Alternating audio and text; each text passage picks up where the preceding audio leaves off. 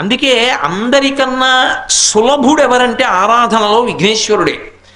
మీరు పసుపు ముద్ద తెచ్చి ఇలా పెట్టారనుకోండి, దానికి ఒక బొట్టు పెట్టారనుకోండి, అంతే, అదే విఘ్నేశ్వరుడు.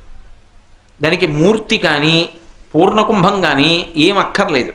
సాధారణంగా మూర్తి పెట్టకపోతే కలశ పెడతాం, కలశ కూడా అక్కర్లేదు. ఓ ఆకేసి ఇంత పసుపు ఇలా ముద్ద చేసి పెట్టి దానికి ఒక బొట్టు పెట్టారనుకోండి, అది విఘ్నేశ్వరుడు అంతే.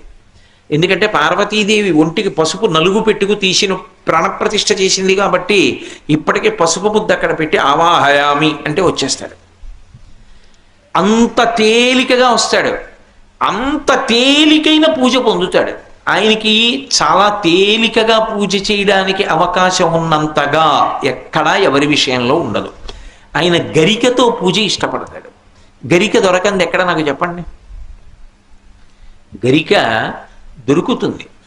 గరిక అంటే చాలామంది ఇలా నిలువుగా పెరిగినది అనుకుంటారు. నిలువుగా పెరిగితే దర్భ, నిలువుగా పెరిగినది కాదు. శతమూల శతాంకుర సర్వగుంహరతు మే పాపం దుర్వాదు స్వప్ననాశిని అంటారు. దుర్వాంకురములు అంటారు. ఏ గరికతో పూజ చెయ్యాలి అంటే నేల మీద పాకుతుంది గరిక.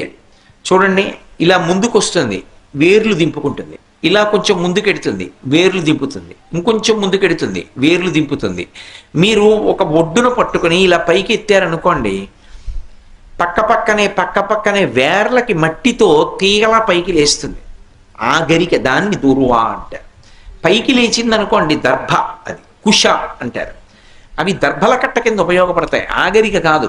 ఏ గరికతో పూజ చేయాలి అంటే నిజానికి నేల మీద పాకిన గరిక శ్రేష్టం. అది ఎందుచేత అంటే వంశాభివృద్ధిని సూచి